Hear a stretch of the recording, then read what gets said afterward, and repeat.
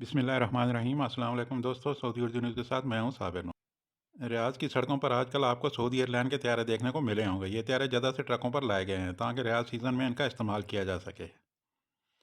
अब इनका इस्तेमाल अगर इंटरटेनमेंट के तौर पर किया जाता है तो फिर यकीनन काफ़ी शॉप वगैरह इनमें बनाई जाएंगी, क्योंकि सऊदी अरब में आजकल काफ़ी शॉप का बहुत ज़्यादा ट्रेंड चल रहा है।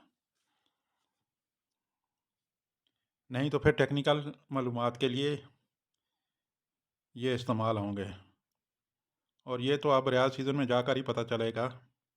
तब तक आप इस वीडियो से ही गुजारा करें। Thank you for watching Saudi Urdu news.